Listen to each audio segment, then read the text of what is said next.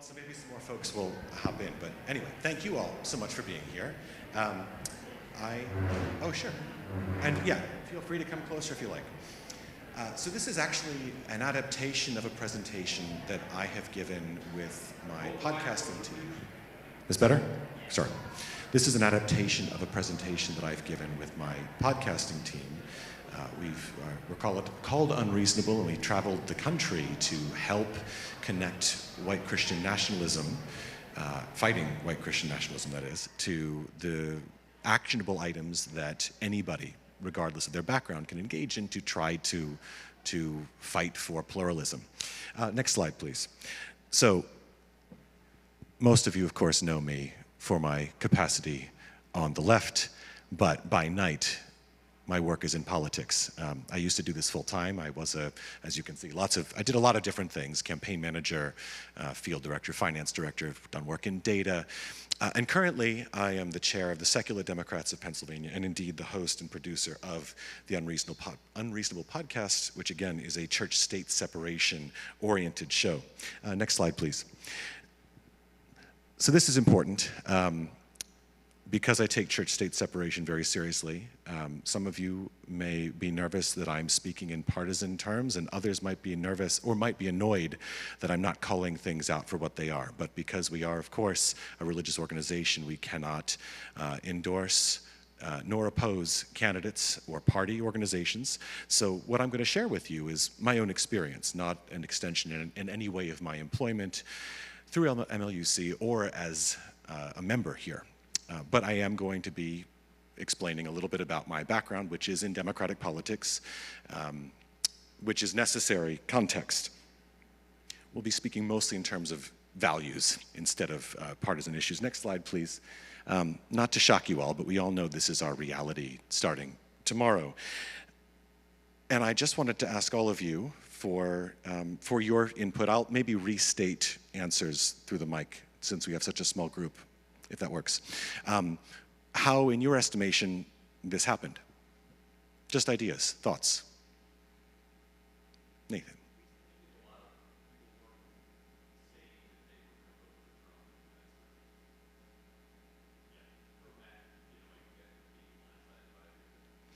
Well, just how this happened. So Nathan articulated that a lot of folks may not have disclosed that this was their persuasion, and then they voted that way. Yes. Floundering with Biden, leaving office and Kamala Harris taking over. There was this: is he going to run again? Is he not going to run again? The decision should have happened a lot sooner, and it didn't. And there was a delay in that, and I think that also did not educate Kamala Harris. Sure. So Biden's decision to stay in the race until July and then dropping out and the turbulence thereof, and Harris being a candidate with only 100 or so days. Yeah. I feel like the Democrats didn't have a real organizing strategy, particularly for the working class, and they lost the election as opposed to the Republicans winning. They didn't get many more votes. They lost 20 votes, so people weren't inspired by having a prosecutor in charge for the president. And there was just a lack of plan of how to win. Yeah, that's an important point. Lack of enthusiasm from Democratic voters, lack of what felt like a cohesive strategy that would appeal to working class voters. I think that's all relevant. Next slide, please.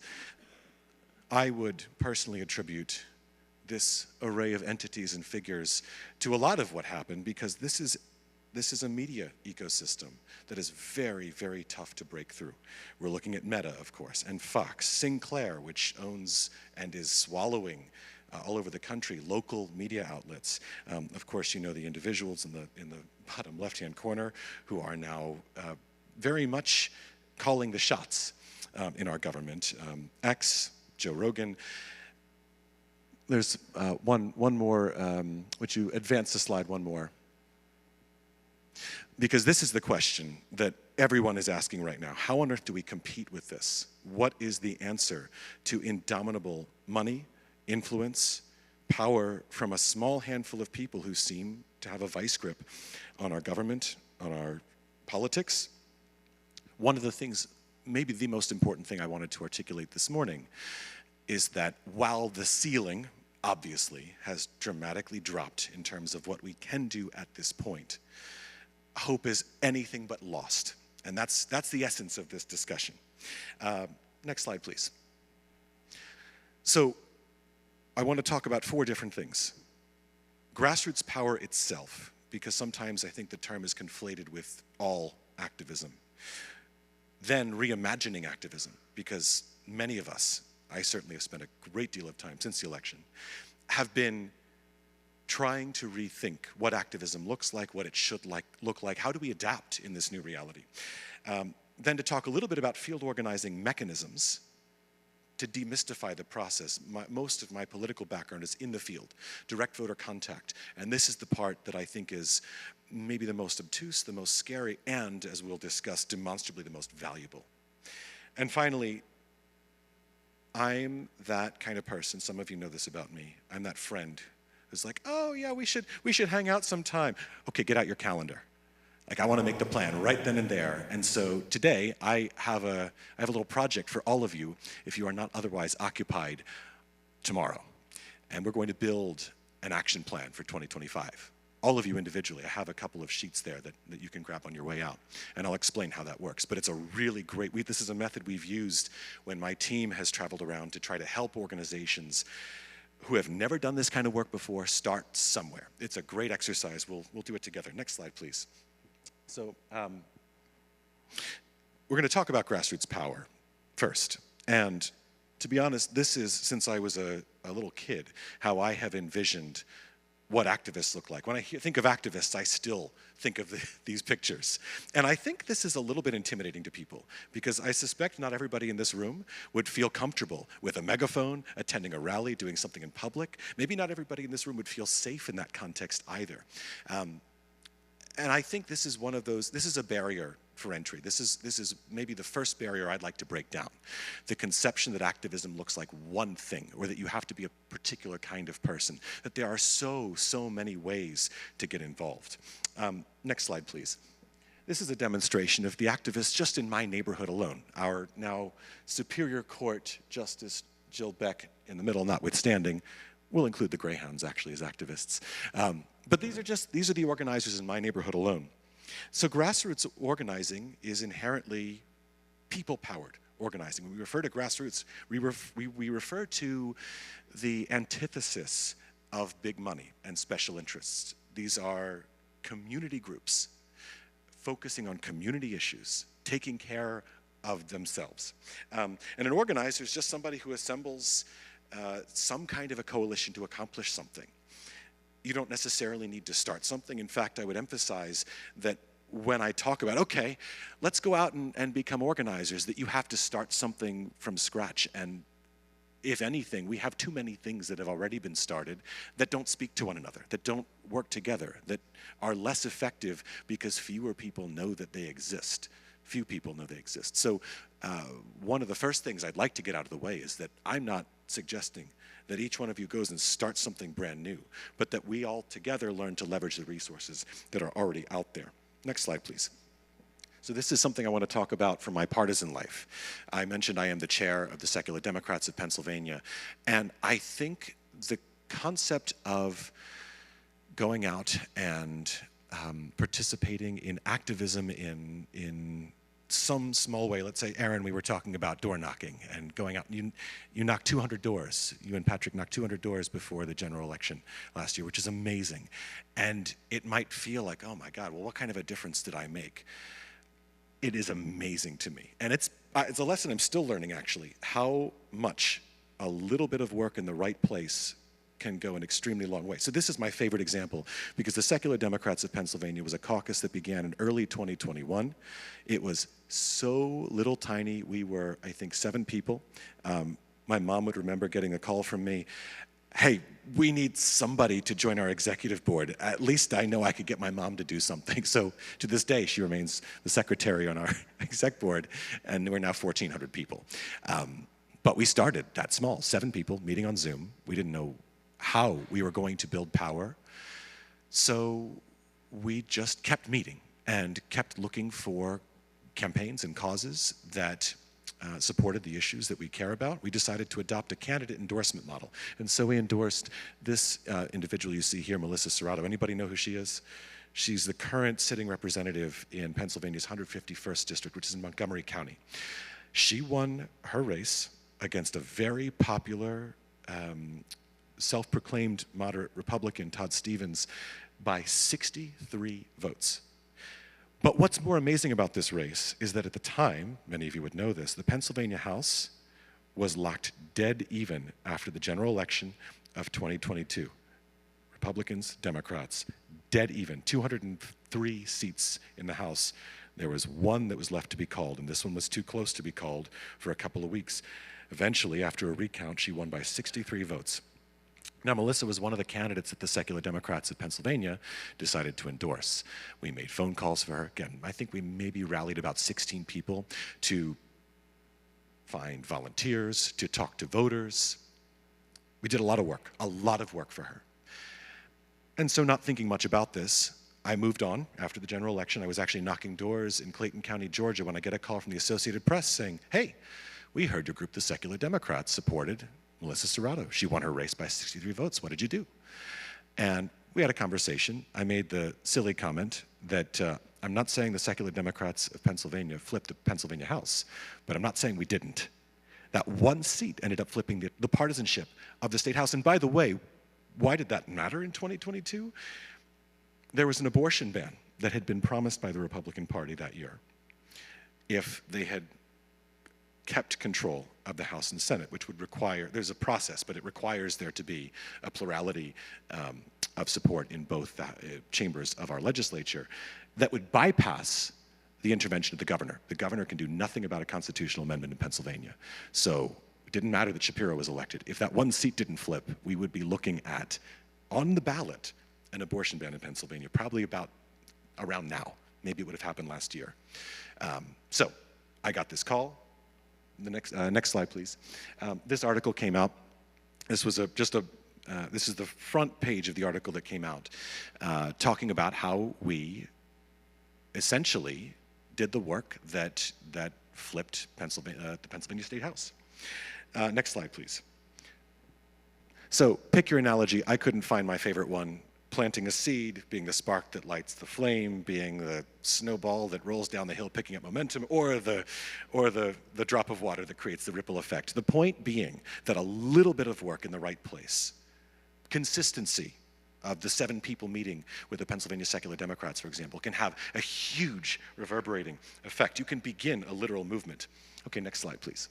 So I want to talk about reimagining activism because I suspect many of you in this room alone have pretty strong feelings, I'm already starting to sense that, about what went wrong, what could have been done better, and how the landscape has changed now since the election. When I decided I wanted to give this presentation for this breakout session, I thought, well, I've done this before, this will be easy. And then I sat down with my slide deck and my notes and I thought, oh my God, everything has changed since November. I have to profoundly reimagine how I'm even going to talk about organizing because we have a new context. We're living in a new reality. Next slide, please. So I want to malign both right-wing and left-wing activism, respectively, in the nature of nonpartisanship, because this is effectively the way that the American political right engages in so-called activism. They have enormous amounts of money. They do not need to rely on grassroots groups, activists on the ground, grassroots type mobilization efforts. Next slide, please. And then on the left, we have this. For how many of you is this triggering? Yeah, I did have a little too much fun creating my fake text here. But the truth is, this is completely ineffective. We've seen this. What I'm saying in no uncertain terms is that while the Democratic Party may posture itself as a grassroots-oriented organizing apparatus, the truth is, it is a massively funded, not as well funded as the right, but a massively funded party that mismanages its money and, in my opinion, swindles money out of its voters, out of its supporters, to spend on consultants and efforts that could not be classified as grassroots by any definition. So here, I'm being fair, I'm aligning every party. Next slide. What should activism look like is the better question to ask now. And there, obviously, it's not quite as black and white as I'm presenting it. I only have so much time. But I'd like to hear from you, based on whatever conceptions you have of organizing as it exists in this country right now, political organizing on the right or the left, what should we be doing instead to engage voters? Any thoughts?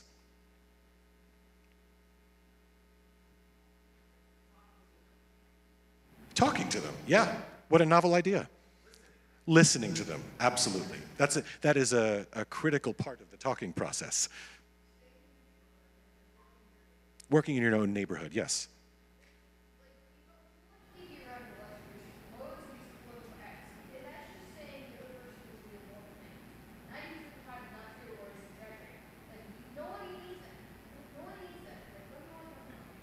Yeah, so the ineffectiveness of these pervasive and negative campaign ads. Yeah, it's a big problem. Next slide, please. So this is and this slide has a couple of animations I'll ask for.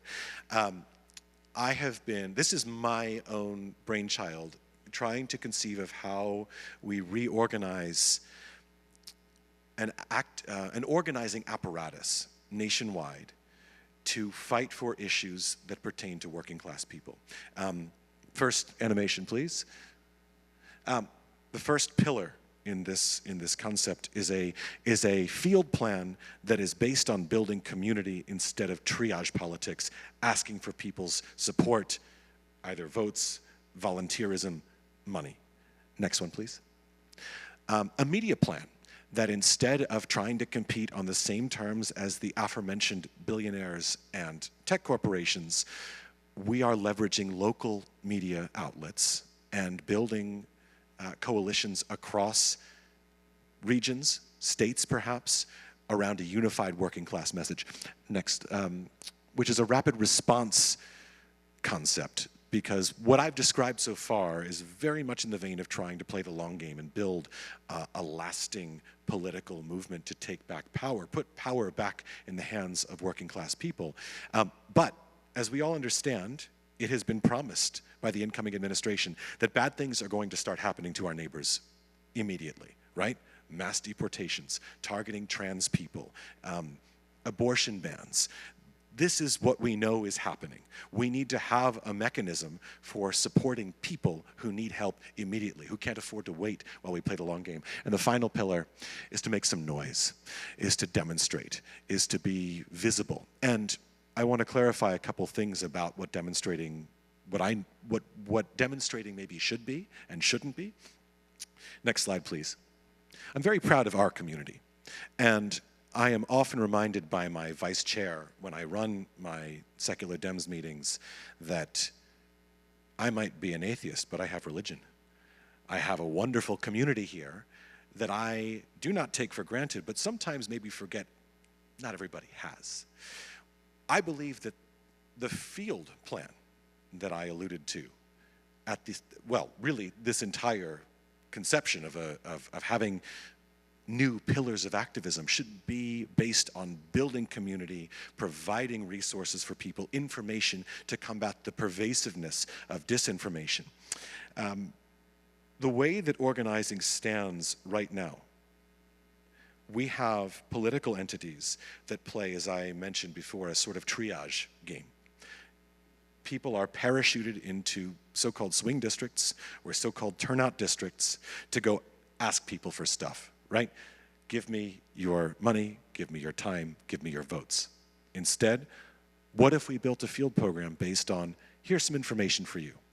Instead of showing up only when there's election, a critical election in a, let's say, even year, how about showing up all the time and saying, hey, here I am again, I have some new information for you.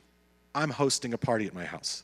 Let's do this together. Back in 2021, somewhat selfishly, admittedly, as a response to the pandemic, wanting to play music in public again, I ventured into Sam Ash in King of Prussia when it was still around, blacked out and emerged with a sound system because I wanted to play outdoor concerts. And so we started a little outdoor concert series. It's called Haverford Harmony. And I would go around the neighborhood knocking every door, not targeted doors, not just Democrats, but every door, to invite my neighbors to come hear a concert, meet their elected officials, meet the candidates who would appear on the ballot, and talk about the issues that would appear on the ballot. And this was a massively successful program. We're hoping to reinstate it this summer. We were maybe hoping for a different political landscape this year, but it is what it is. And this became an outlet for people in my little community to show up and gain some information they didn't have before. Of course, everybody's got something to say, and most of these things are probably right, to criticize the way that progressives design their message, right? There's a great example I think about all the time of how the Radnor Republican Party had a sign, you might remember this in 2022, that said something like, crime's up, prices up, fed up, vote Republican. Brilliant. It's brilliant.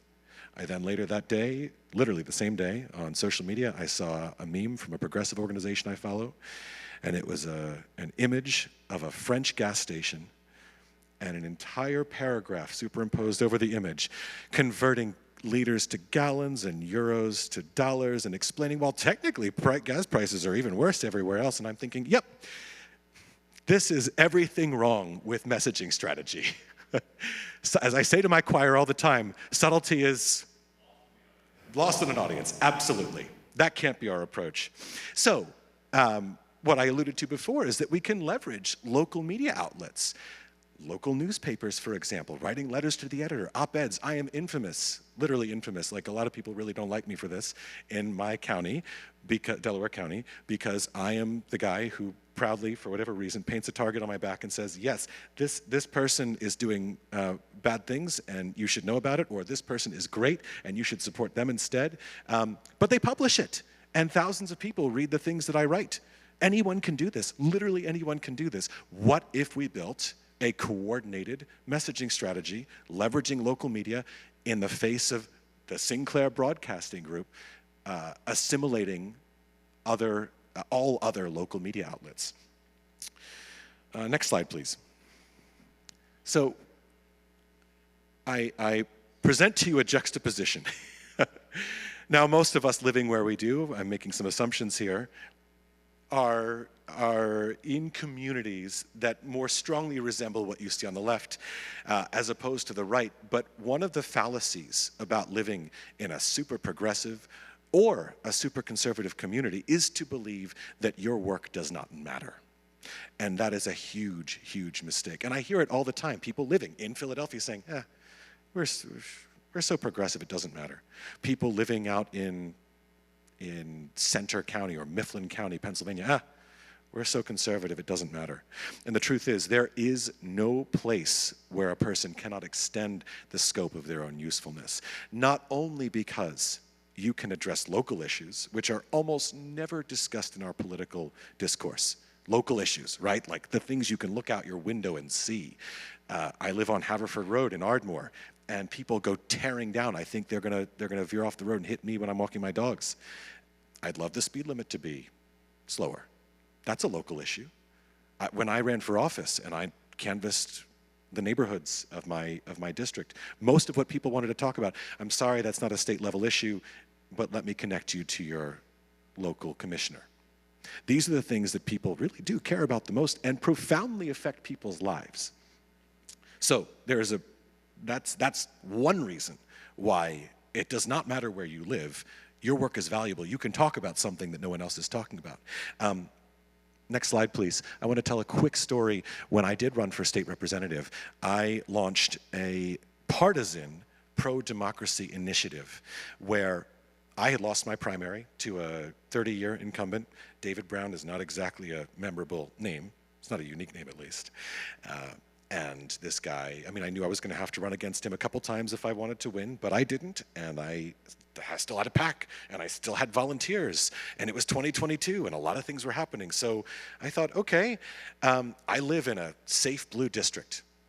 Does my work still matter? Of course it does. Our district contributed more votes to the up-ballot races than any other legislative district in any color county of Pennsylvania, in spite of the complete absence of a state legislative campaign in the district. 30-year incumbent, he doesn't campaign. And so we ran that.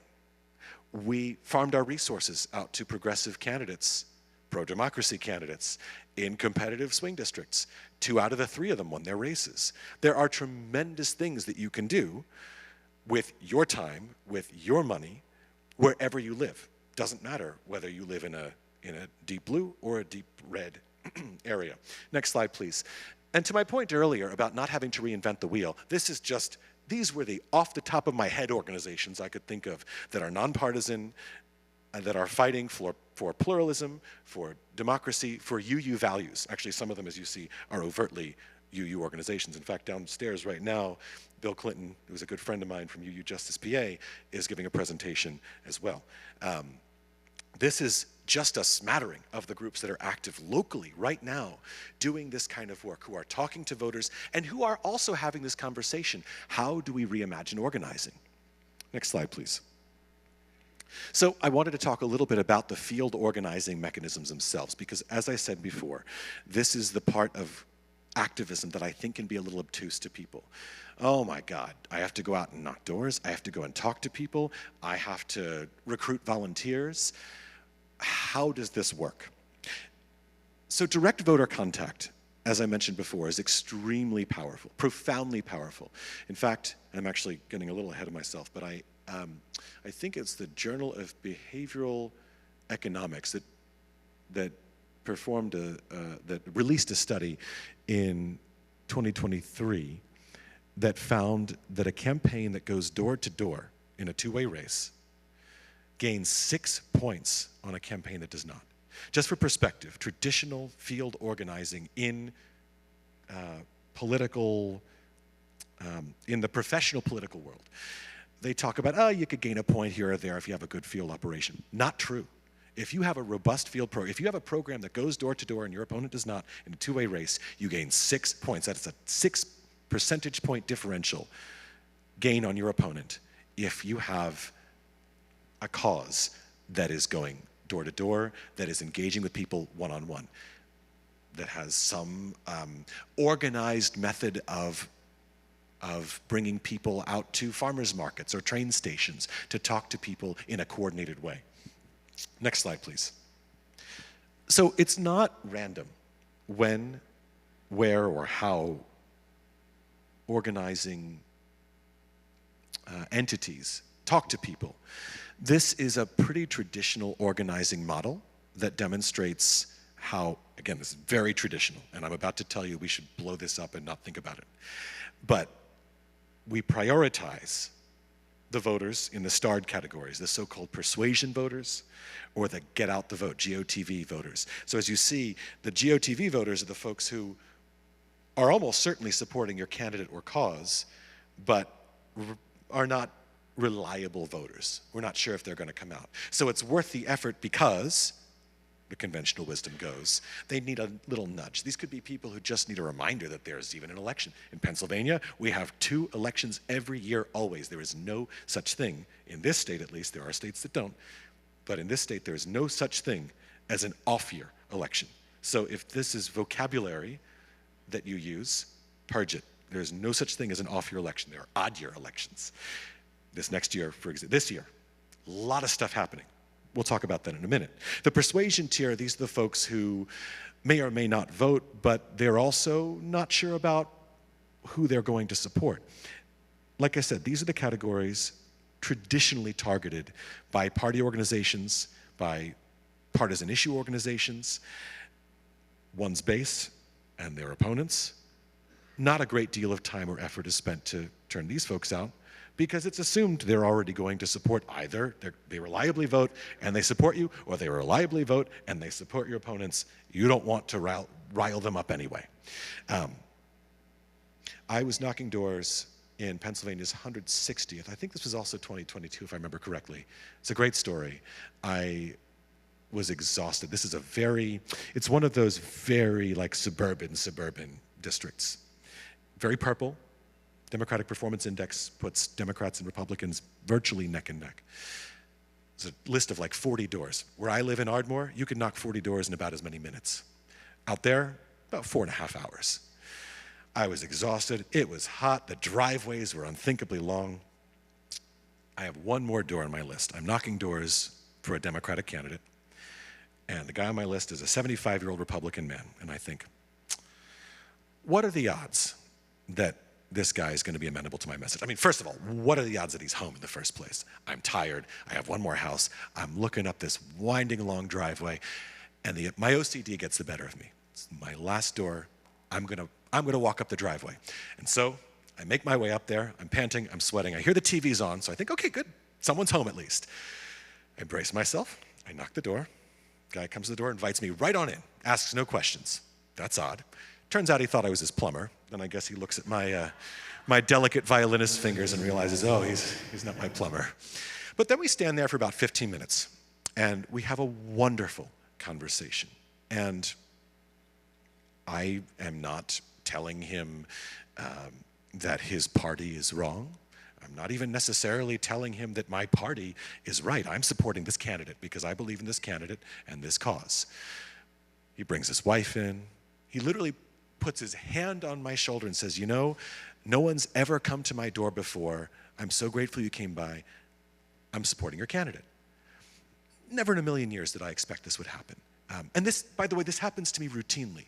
When I don't expect, I mean, actually, oftentimes when I am knocking doors on behalf of a Democratic candidate, I have better conversations with Republican voters because we at least have something to talk about, you know?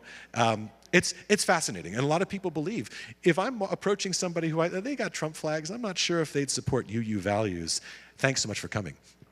I'm not sure if they'd support my values, my cause, my candidate. You'd be surprised. You'd be so surprised. I walk up to Trump doors all the time and have great conversation. Yeah, lots of doors slammed in my face, absolutely.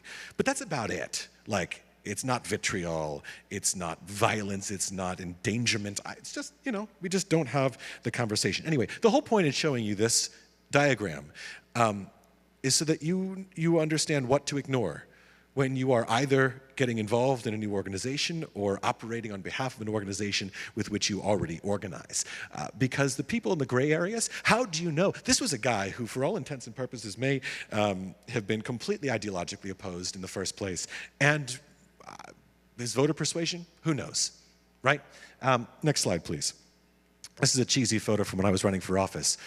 This is a fake canvas launch, but what I'm talking about is getting out the vote and talking to voters. How are the methods by which we talk to voters? Or rather, what? What are the things we do? How do we communicate?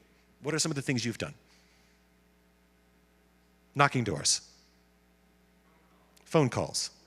Letters. Yeah, just having conversations in public places. What's that? Oh, flyers, like the flyers. Oh, yeah, like political flyers. My first thought was like at a Flyers game. Anything else? Yeah, that's big. That's big, and often neglected, actually, in political organizing. Yes. Avoiding contentious conversations with friends and family. Yes, we all know the Thanksgiving dinner table trope about what you bring up around whom. Fundraisers, sure. Anybody hear of relational campaigning? Or vote tripling? It's a clever method of expanding the scope of your ideas by amassing let's say three friends and saying, okay, can you go find 3 friends, each of you, to deliver X, Y, or Z message as well. Yeah, so these are the traditional, or many of the traditional methods in which campaigns will engage in direct voter contact. But I want to emphasize again how important knocking doors is and having in-person conversations. We've all been the victims of the aforementioned text messages, right? Not always just fundraising, by the way. It's also, can we count on your support? I know what it's like to be an organizer, a campaign eagerly awaiting these responses, and even I started deleting and blocking all the damn text messages asking for my support in 2024. It's too much. Text messaging, it's great if you're trying to invite someone to an event. It is decidedly not an effective way to win how many people have ever been persuaded by a text message? Nobody. It's not something that happens. Next slide, please. So, I want to empower you with a couple of the things that I think about when I am talking to people about an issue, a political issue. Number one, this is super important to remember, you are not imposing on somebody. Number one concern I get from volunteers when I'm launching a canvas is, oh, I'm interrupting someone's day, I'm not sure, maybe I should just like write postcards instead. It's like, if you think instead of, well, I'm going to interrupt their day to go ask them for something. I don't want to. I got to imagine being a door-to-door salesman is one of the toughest jobs out there. Instead, think about, I'm going to give them a gift. I have information with me. You know, when I knock doors on behalf of a campaign and they say, oh, you gotta, oh, well, thanks so much for being with us. I know, this is I'm going a little long, but when a campaign tells you to go out, they say, oh, you got to answer these survey questions, and you have to read from this script, and you have to make sure you say these things. Right, Jeanette, that expression is precisely what goes on in my head when I see that, and I've seen that fail so many times. Instead of asking them for something, I'm here with some information.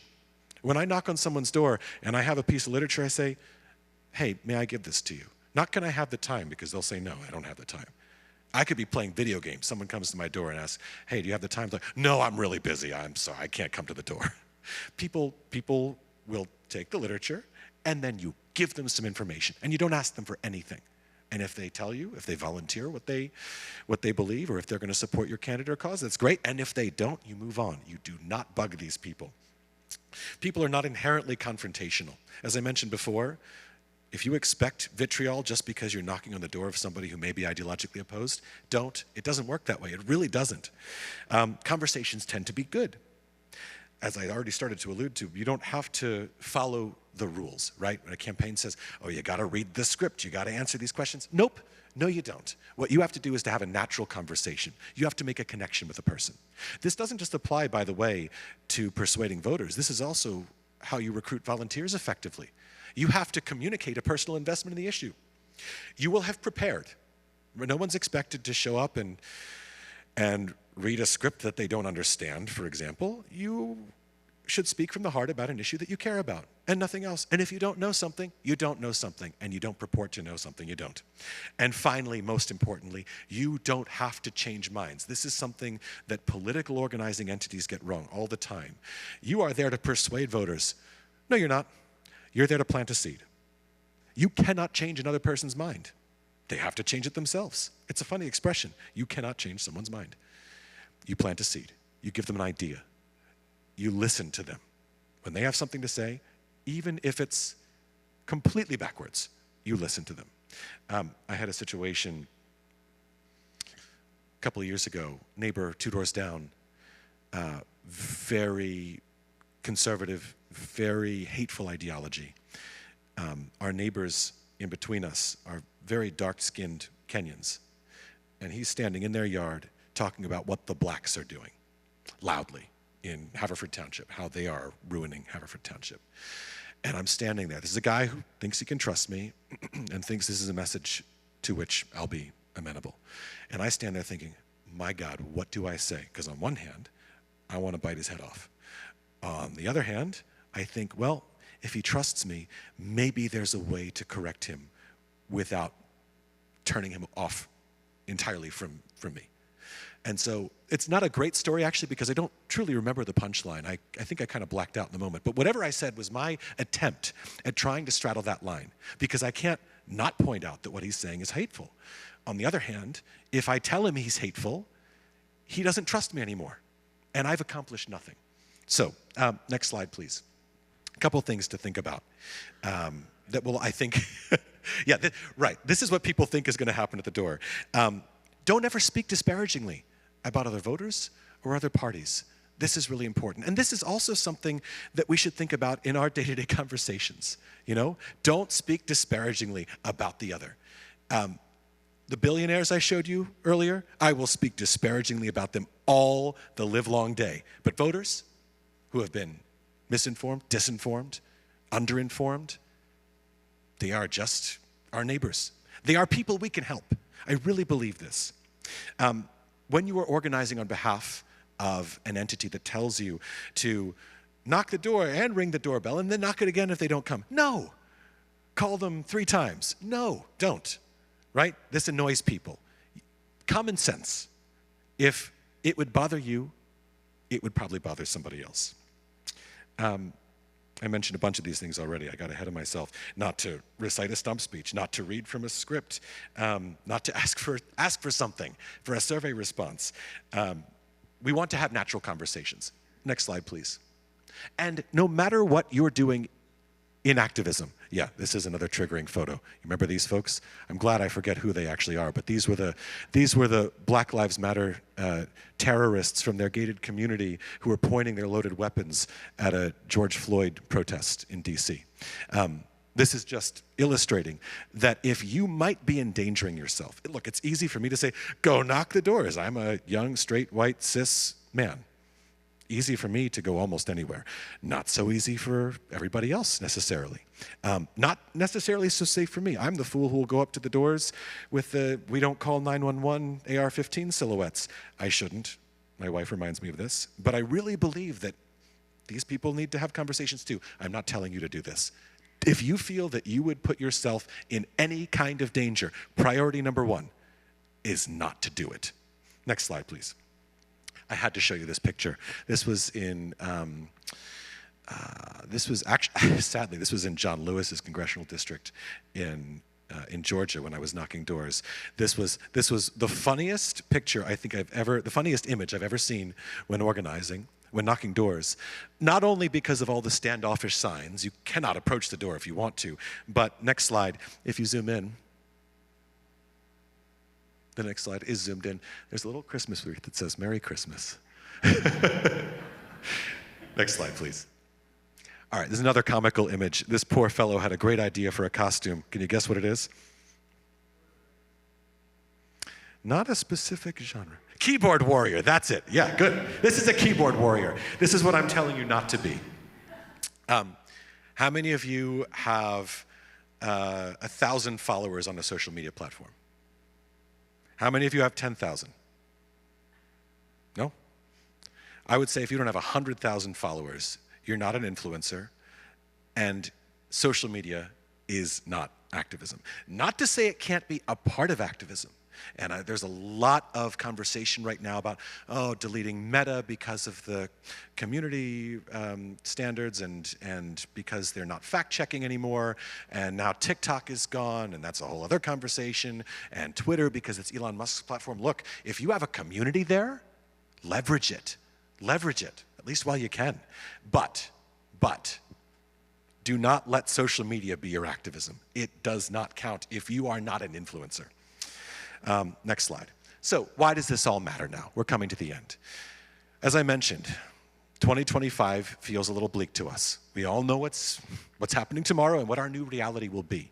But as I said before, the ceiling may have shortened, but there is still so much that we can do, especially right here in Pennsylvania, in a sick sort of way. I derive a little bit of optimism from the fact that we still remain such a swing state. Our activism right here in this state has more power than anyone's anywhere in the entire nation. We're lucky. We don't have to go anywhere to have an enormous impact. We have elections statewide and all over the state in 2025. What are some of them this year? Who's being elected? Anybody know? What offices? Township officials? Yeah, absolutely. Municipal elections. This includes school board, township officials, magisterial district justices. This includes county level races. All county positions are elected in in odd years. What are the statewide races that happen in odd years?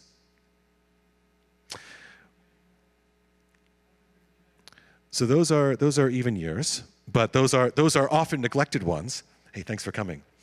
We have judges. Our judges are elected statewide in odd years. And in 2025, we have 3 candidates running for retention election on our Supreme Court.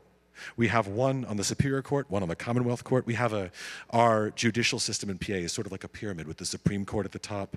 The Commonwealth and Superior Courts are the next tier. The Commonwealth Court handles state appeals, and the Superior Court, or the state cases, and the Superior Court handles appeals from the lower courts.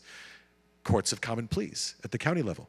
These are, super, super, super important positions that affect people's lives on a daily basis, and they're all up for grabs in PA this year. Next slide. Okay, so I want to send you out with something. There is, as you're leaving, I should have told everybody who left before, I didn't think about this. There is a worksheet that I've created. This is an exercise in which we've engaged many times when I've given this presentation to organizations around the country around trying to mobilize a community around an issue, whatever that issue is. And next slide, please. It looks like this. This is building your personal action plan for 2025. And I actually do encourage you to spend your January 20th during the inauguration building your action plan. It's a great activity, and it involves a lot of the things that I've discussed already. First thing, it is quite helpful to write these things down, to identify what is the issue for which you are going to fight in 2025 and beyond. It doesn't have to be one issue, and it doesn't have to be the only issue for the totality of the year, right? Next, you take a look at some actions that you might be willing to engage. Stretch yourself. Do something you thought you might do before. That QR code, by the way, takes you to a great resource from the UUA, their Justice Resources page. Then to identify a local organization. I showed you a bunch of them. There are too many to count that aligns with your values. UU Justice PA is a good one. UU The Vote is the UUA's national organizing arm. Then, here's my favorite part. Think of 5 people.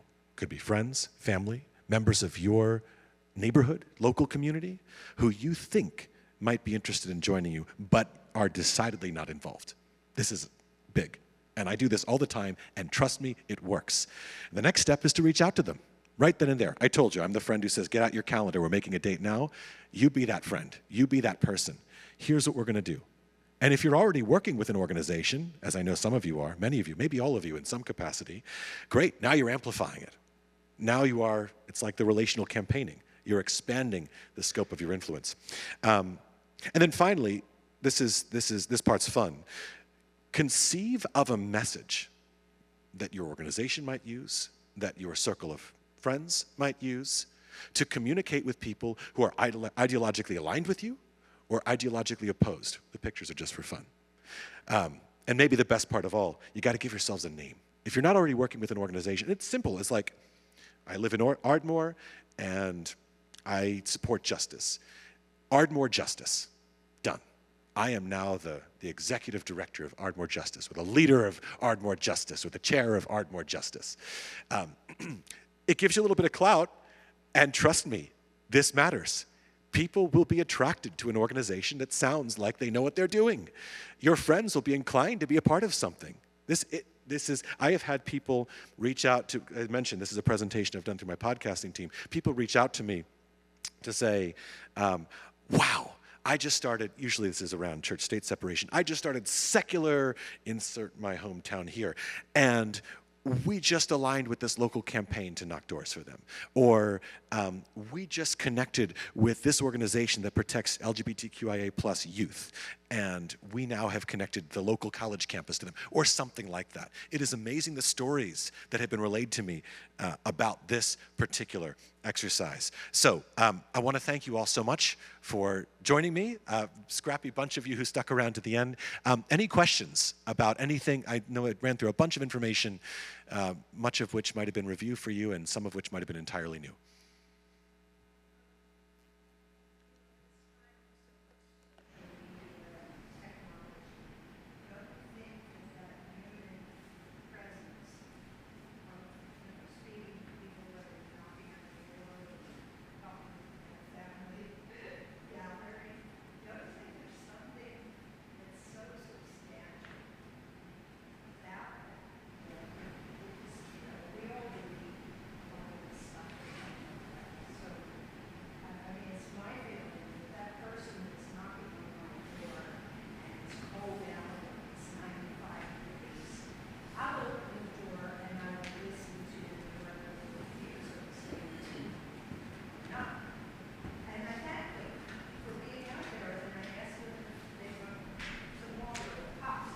is wonderful of you.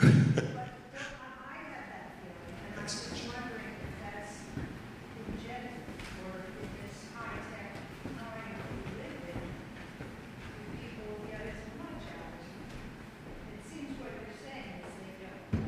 I think it's quite profound. So for the folks who are listening remotely, Jean Marie brings up the power of actual in-person human contact and how much more of an impact one can make by engendering that in-person relationship.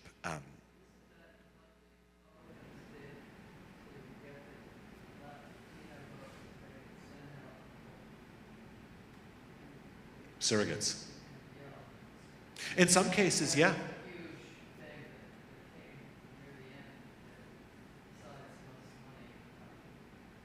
Yeah, and actually, I was massively paraphrasing a lot of the things that we talked about today, but the right does have several examples of grassroots organizing initiatives. One of my favorite examples, centering one of my least favorite people of all time.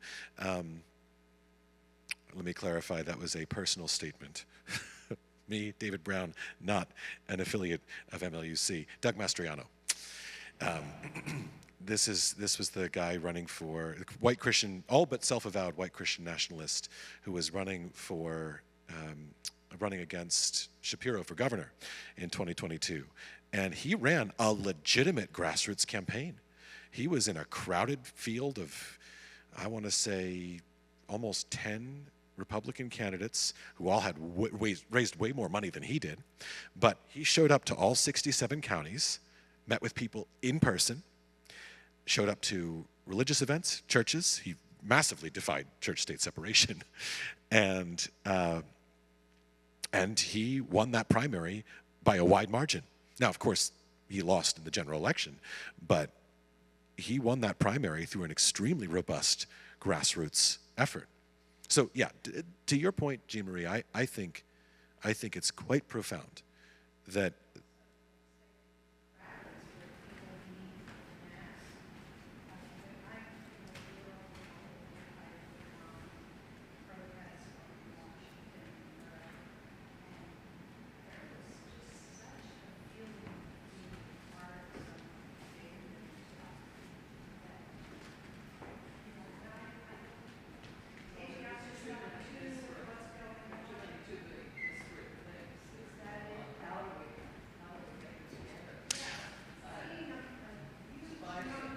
We have to be the unifiers. Yeah. So you brought up two really good points, and actually, I think maybe this is the maybe official conclusion of the presentation. So thank you, everybody. But let's keep chatting about this.